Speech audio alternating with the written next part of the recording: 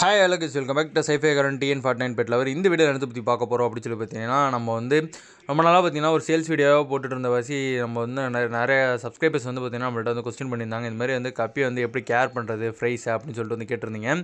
கப்பி fries carrying, அதுக்கப்புறம் பார்த்தீங்கன்னா அது எப்படி வந்து க்ரோத் பண்ணுறது எல்லாமே பார்த்தீங்கன்னா ஒரு வீடியோ வந்து இனிமேல் நம்ம வந்து பார்க்கலாம். வாரத்துக்கு வந்து பார்த்தீங்கன்னா ஒரு சேல் வீடியோ ஒரு இது மாதிரி டிப்ஸ் வீடியோ வந்து பார்க்கலாம். இன்றைக்கி வந்து நம்ம என்னத்தை பற்றி பார்க்க போகிறோம் அப்படின்னு சொல்லி பார்த்தீங்கன்னா, இந்த அளவுக்கு பார்த்தீங்கன்னா நம்மள்ட்ட வந்து சேல்ஸுக்கு அளவுக்கு வந்து கப்பிஸ் வந்து எப்படி பெருகுனுச்சு அதை பற்றி இன்றைக்கி பார்க்க போகிறோம்.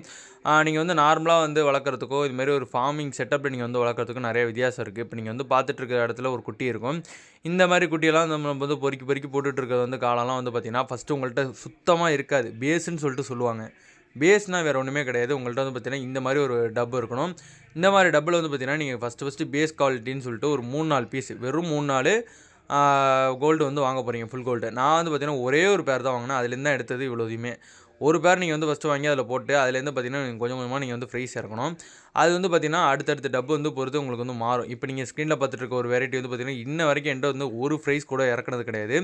இந்த வெரைட்டியோட ரேட்டும் பார்த்தீங்கன்னா ரொம்ப கூட. இது வந்து எப்படி சொல்கிறது, இது சொல்லுவாங்க ஓகேவா. அப்படின்னா ஒரு டம்போ ஏர்லேயே வந்து பார்த்தீங்கன்னா ப்ளூயிஷ் கலரில் இருக்கும். இதோட பேர் வந்து பார்த்தீங்கன்னா ப்ளூ பேண்டா டம்போ. இதோட பேர் வந்து ப்ளூ பேண்டா டம்போ. இந்த இயர் வந்து பார்த்திங்கன்னா நம்மள்ட்ட கேரளா சைடில் மட்டும்தான் இருக்குது இந்த ஸ்ட்ரெயின்ஸு. இப்போ நீங்கள் ஸ்க்ரீனில் பார்த்துட்டு இருக்க வெரைட்டி வந்து பார்த்திங்கன்னா பர்பிள் டம்போன்னு சொல்லிட்டு இந்த வெரைட்டிஸ்லாம் நம்மள்ட்ட ஸ்டாக்கில் இருக்குது. வேணுங்கிறவங்க வாங்கிக்கோங்க. இந்த மாதிரி வெரைட்டிஸும் ஃபஸ்ட்டு பார்த்திங்கன்னா நம்மள்ட்ட குட்டி இல்லை. இந்த மாதிரி நீங்கள் செட்டப் பண்ணிங்கன்னா உங்களுக்கு கண்டிப்பாக கிடைக்கும். பிளான்டேஷன் டேங்கு ப்ளஸ் வந்து பார்த்திங்கன்னா உங்களுக்கு வந்து கொஞ்சம் சாண்டு எல்லாமே இருந்துச்சுன்னா உங்களுக்கு வந்து குட்டி வந்து ஹைட் பண்ணிக்கவும் ஈஸியாக இருக்கும். அதே சமயத்தில் பார்த்திங்கன்னா உங்களுக்கு வாட்டர் பிஹெச் லெவல்னு ஒன்று இருக்கும். அதுவுமே பார்த்திங்கன்னா உங்களுக்கு வந்து மெயின்டைன் ஆகும். அதேமாதிரி பார்த்திங்கன்னா ஃபிஷ்ஷு ஈஸியாக சஸ்டெயின் பண்ணிக்கும், ஃபுட்டே போடலைன்னா கூட. அதனால் பார்த்திங்கன்னா இந்த மாதிரி செட்டப்லேயும் நீங்கள் வந்து வளர்க்கலாம். அப்படி இல்லை எனக்கு வந்து பார்த்திங்கன்னா நீங்கள் வந்து இப்போ நீங்கள் கீழே பார்த்துட்டு இருக்கிறது சாண்டு கிடையாது. இது வந்து அந்த பர்பிள் டம்போ இருக்குல்ல அதோட குட்டிங்க தான். குட்டிங்கிறீங்க இவ்வளோ பெருசாகிடுச்சுன்னு கேட்குறீங்கன்னா அடல்ட்டுமே ஆயிடுச்சுங்க. அடல்ட் ஆகி இதுலேயே குட்டி போட்டுருக்கு. இது வந்து நான் பார்த்திங்கன்னா இதுக்கு மேலே வந்து பார்த்திங்கன்னா என்னால் தனியாக பிரிக்க மாட்டேன். எப்போ வந்து ஸ்டாக் அவுட் ஆகுதோ அப்போ மட்டும் தான் பார்த்திங்கன்னா நான் திருப்பி வந்து பார்த்திங்கன்னா அந்த குட்டிங்களை தனியாக பிரித்து வளர்ப்பேன். ஏன்னா உங்களுக்கு வந்து ஸ்டாக் அதிகமாகிடுச்சுன்னா நீங்கள் குட்டி பிரிக்க தேவையில்லை. நீங்கள் வந்து அந்தளவுக்கு நீங்கள் வந்து வளர்த்து நம்ம வந்து மெயின்டைனும் பண்ண முடியாது. இதிலே பார்த்திங்கன்னா குட்டி மிஞ்சு போய் அதுவாக வளர்றது மட்டும் தான் பார்த்திங்கன்னா இதில் வந்து வளரும். அதேமாதிரி பார்த்திங்கன்னா இப்போ நீங்கள் ஸ்க்ரீனில் பார்த்துட்டு இருக்க அந்த வெரைட்டி வந்து பார்த்திங்கன்னா உங்களுக்கு நிறைய பேர் தெரிஞ்சிருக்கும். இது ரெட் கேப் கோயி. ரெட் கேப் கோயை பொறுத்த வரைக்கும் பார்த்திங்கன்னா என்கிட்ட சுத்தமாக ஸ்டாக்கே கிடையாது. அதுங்க வந்து பார்த்திங்கன்னா 2 குட்டி தான் நம்மளுக்கு வந்து பார்த்திங்கன்னா மிஞ்சுமே. சுத்தமாக ஒரு எப்படி சொல்கிறது, ஒரு 30 குட்டி போட்டதுனா அதில் 2 குஞ்சு தான் மிஞ்சும். அந்த மாதிரி இருக்கிறப்போ நீங்கள் வந்து பார்த்திங்கன்னா ரொம்ப பார்த்துக்கிட்டே இருக்கணும் டெய்லி. இதில் வந்து பார்த்திங்கன்னா பேரண்ட்ஸ் ஸ்டாக்குன்னு பார்த்திங்கன்னா ஒரே ஒரு ஃபீமேல் தான் இருக்குது. அதுவுமே பார்த்திங்கன்னா நம்ம வீட்டில் குட்டி போட்டு வளர்ந்தது தான். அது மற்றபடி பார்த்திங்கன்னா மற்றதெல்லாம் இறந்து போயிடும், சீக்கிரமாகவே அடி வாங்கிடும். அதனால் பார்த்திங்கன்னா முடிஞ்ச அளவுக்கு நீங்கள் அதெல்லாம் கண்காணிச்சிட்டே இருக்கணும். அதேமாதிரி குட்டி போட்டுச்சுன்னா டக்கு டக்கு நீங்கள் எடுத்து வெளில போடுற மாதிரியே இருக்கும். இப்போ நீங்கள் ஸ்க்ரீனில் பார்த்துருக்கு ரெட் ட்ராகன் வெரைட்டி. இதுவுமே பார்த்திங்கன்னா வெறும் ஒரே பேர் தான் வாங்கினேன். ஒரு பேர்லேருந்து எடுத்தது தான் இந்த இவ்வளவுமே.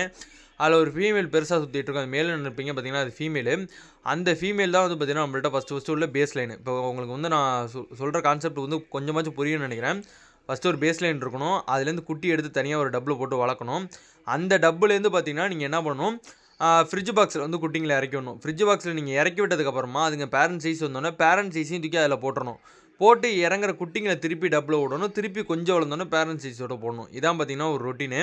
இந்த ரொட்டீனை நீங்கள் ஃபாலோ பண்ணிங்கன்னா அழகாக நீங்கள் வந்து ஃபார்மிங் வந்து பண்ணலாம். இப்போ நான் வந்து அந்த ஃபார்மிங்கில் வந்து சில சேஞ்சஸ் வந்து கொண்டு வந்திருக்கேன். அடுத்தடுத்த வீடியோஸில் வந்து நான் சொல்கிறேன். பெரிய பெரிய வீடியோ போனால் உங்களுக்கு வந்து புரிஞ்சுக்கிறது கொஞ்சம் கஷ்டமாக இருக்கும். இப்போ நான் வச்சிருக்கேன் பாருங்க ஒரு டப் செட்டப். இந்த மாதிரி நீங்கள் டப் செட்டப் பண்ணிங்கன்னா குட்டிங்களை வளர்க்குறது கொஞ்சம் ஈஸியாக இருக்கும். ஃபுட்டு பொறுத்த வரைக்கும் பார்த்திங்கன்னா நீங்கள் ஆப்டிமம் ஃபுட்டை வந்து அரைச்சி குட்டிங்களுக்கும் போடலாம். அதே சமயத்தில் பார்த்திங்கன்னா பெரிய ஃபுட்டு ஃபிஷ்ஷுக்கும் போடலாம். 2 பார்த்திங்கன்னா ஒரே டைமில் நீங்கள் போட்டு நீங்கள் வந்து ஃபிஷ்ஷை வந்து ஃபுட்டு வந்து கம்ப்ளீட் பண்ணிக்கலாம். ஓகே, இந்த வீடியோ பிடிச்சிருந்தா லைக் ஷேர் பண்ணுங்கள், மறக்காமல் சப்ஸ்கிரைப் பண்ணுங்கள். தேங்க்ஸ் ஃபார் வாட்சிங். Keep support.